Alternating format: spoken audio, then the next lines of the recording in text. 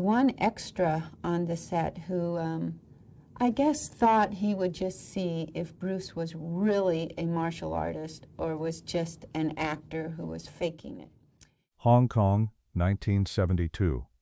The sun hammered down on the Golden Harvest studio lot like a punishment from above. The air was thick with humidity, the kind that clung to your skin and made every breath feel earned. Dozens of crew members moved in choreographed chaos, cables stretched across the concrete floor, cameras adjusted, lights repositioned for the 100th time that morning, and at the center of it all stood a man who seemed untouched by the heat, untouched by the exhaustion, untouched by the weight of what he was building. Bruce Lee. At 31 years old, he was already a force the world had never seen before, and the world was only beginning to realize it. Enter the Dragon was not just a film, it was a statement. It was the moment Hong Kong action cinema would crash into Hollywood like a fist through paper, and Bruce knew it. He had fought too long, too hard, sacrificed too much to let anything or anyone dilute what this film was supposed to be. But what happened on one particular afternoon on that set would become one of the most whispered stories in martial arts history. Not because of the cameras, not because of the choreography, but because of a man named Carter, and because of what Bruce Lee revealed when the cameras stopped rolling. One of these extras was goading Bruce all the time, like teasing him, like saying, you know, you're not any big stuff, I bet you can't do a sidekick, and da-da-da. And normally this kind of thing did not faze Bruce at all because he had evolved to that stage of being a martial artist that did not need to prove himself to every person that came along issuing a challenge or teasing him. Nobody remembers exactly when Carter first walked onto the set. He appeared the way trouble always does, quietly, unannounced, carrying an air of certainty that immediately unsettled the room.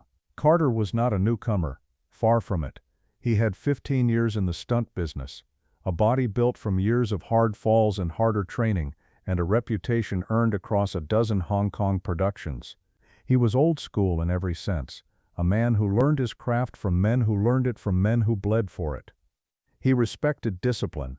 He respected hierarchy. What he did not respect, not yet, not genuinely, was Bruce Lee. He had seen the films, of course, The Big Boss, Fist of Fury, The Way of the Dragon. Impressive, certainly. Entertaining, without question. But Carter's experienced eye had developed a habit of looking past the performance to the machinery behind it. Clever camera angles, precise editing, the careful illusion of extraordinary speed and power. He was not dismissive exactly. He simply believed that what the camera captured and what actually existed were often very different things. "You cut fast enough," he had said to a fellow stuntman during a break on the first day, "and any man looks superhuman." He had not said it loudly. He had not intended it as provocation. But sets are small worlds, and small worlds have ears. The words reached people. They were never meant to reach. And somewhere in the noise of that studio, they reached Bruce Lee. Bruce said nothing. He never did. Not at first.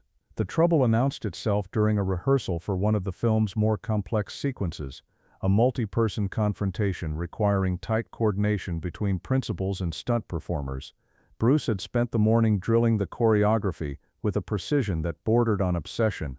Every angle calculated, every impact timed to the millisecond.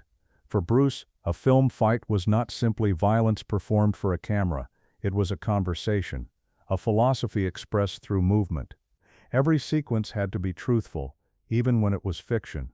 Carter was assigned a supporting role in the scene, one of several fighters cycling through the frame in a carefully designed flow.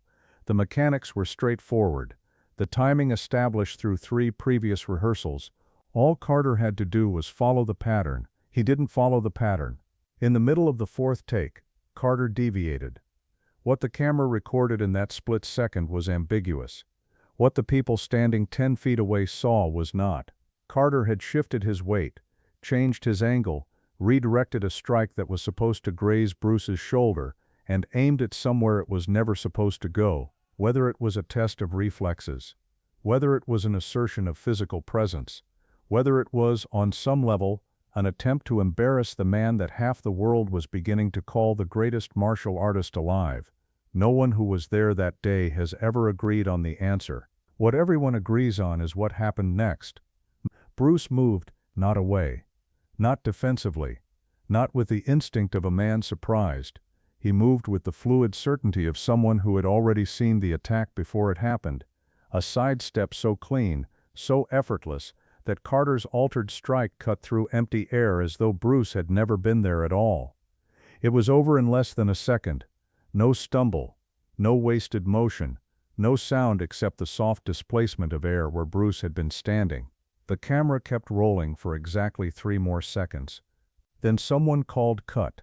The set went quiet in the way that sets only go quiet when something has shifted, when everyone present understands that what just happened was not in any script, and that whatever comes next will not be either. Carter stood where the scene had left him. His breathing was slightly elevated. His expression was careful, controlled.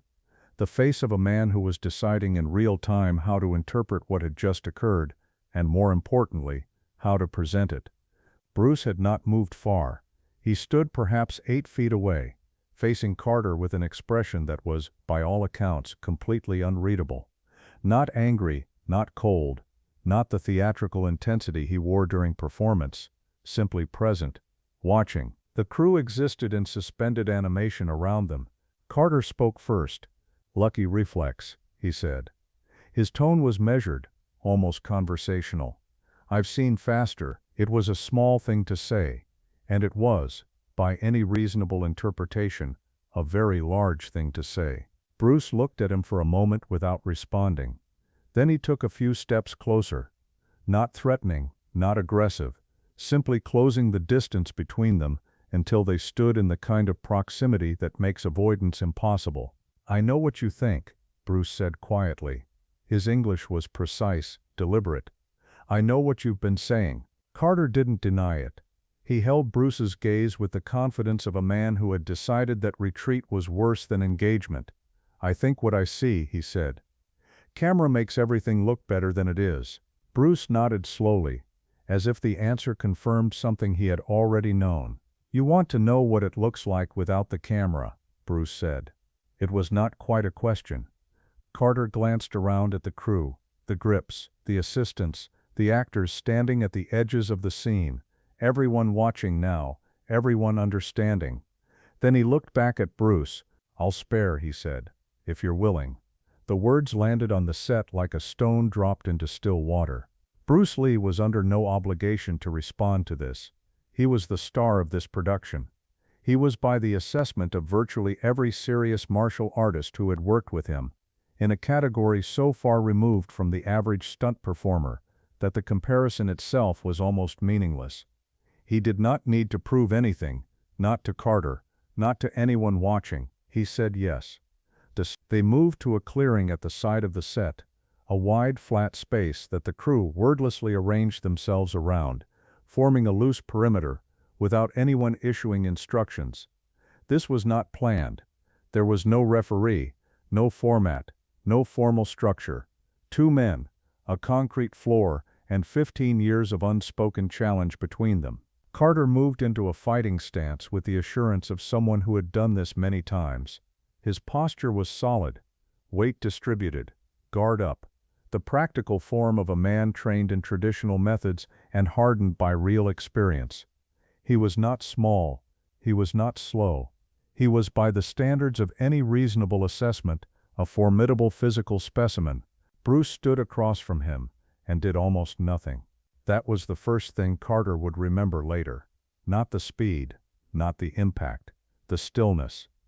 Bruce stood in a stance so relaxed it read almost as indifference, weight centered, hands loose, expression quiet.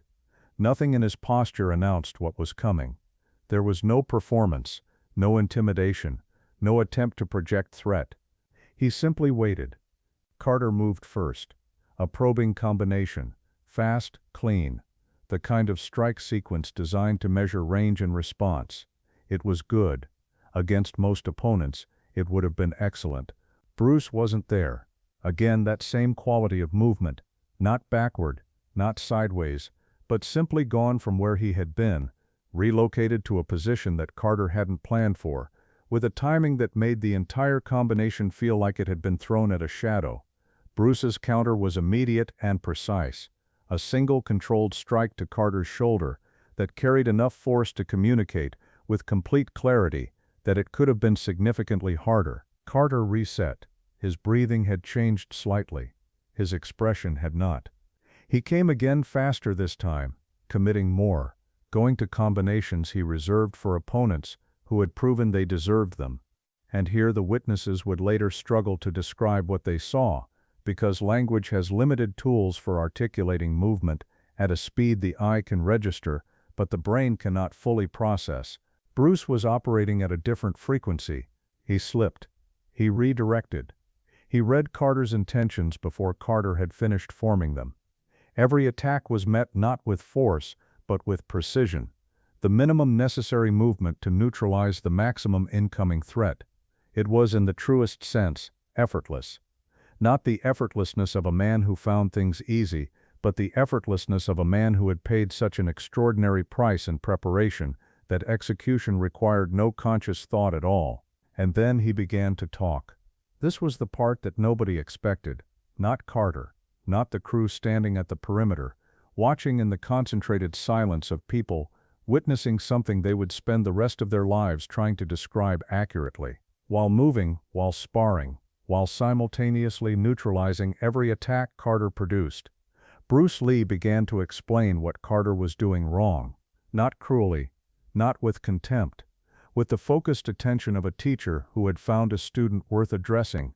"Your weight is too far forward," he said, deflecting a strike and using Carter's own momentum to redirect him slightly off balance. "You're committed before you've decided. The attack announces itself before it arrives." Carter came again, adjusting. Bruce adjusted faster. "Here," Bruce said, slipping inside a combination with a movement so compact it barely qualified as a step. "You're thinking about the next strike before this one is finished. You're fighting your memory of me, not me." Another exchange. Carter was breathing hard now.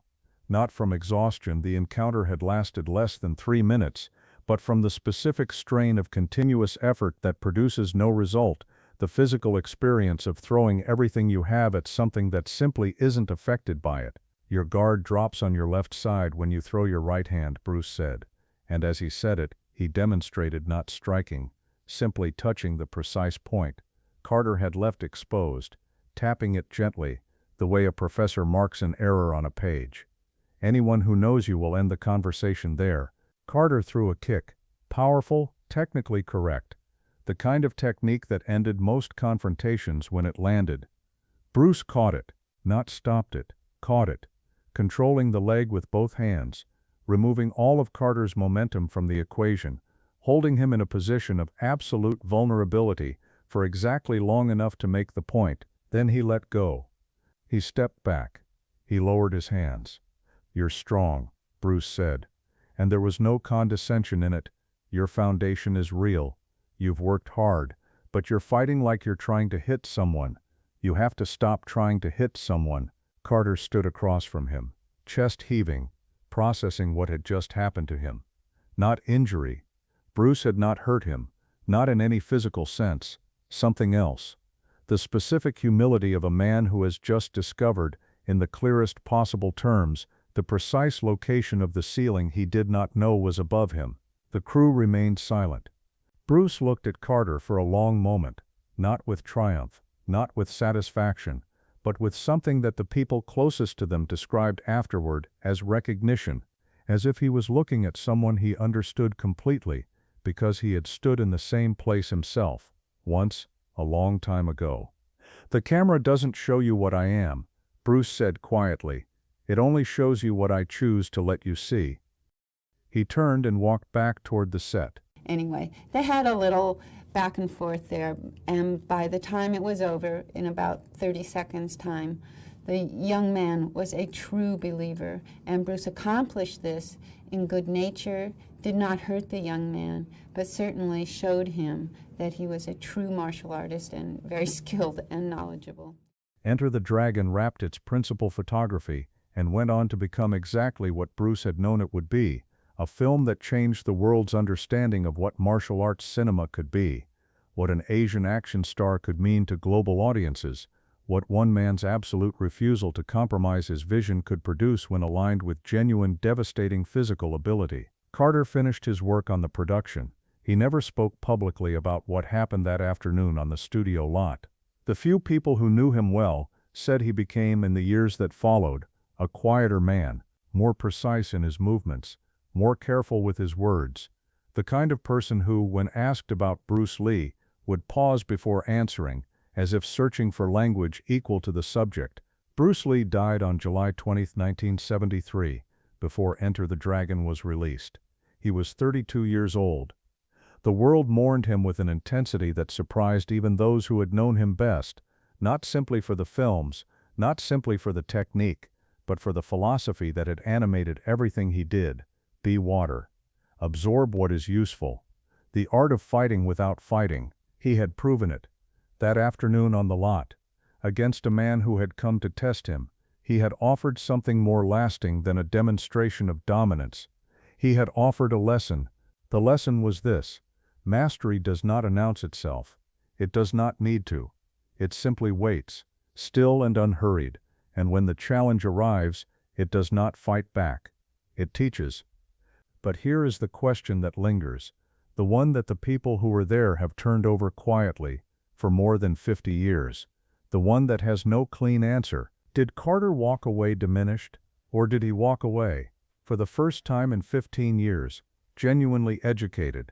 The men who knew him say that in the months after the production, Carter changed the way he trained, changed the way he moved, began teaching younger stuntmen with a patience and precision he had never shown before, correcting their weight distribution, their timing, the way their attacks announced themselves before they arrived. He never acknowledged where the lesson came from. He didn't have to. Some lessons come from men who are still alive to deliver them. Some come from men who are gone. And some, the ones that last longest, that sink deepest, that change not just how you fight but how you think, come from a single afternoon on a concrete floor in the Hong Kong heat, when the cameras stopped rolling and the truth had nowhere left to hide.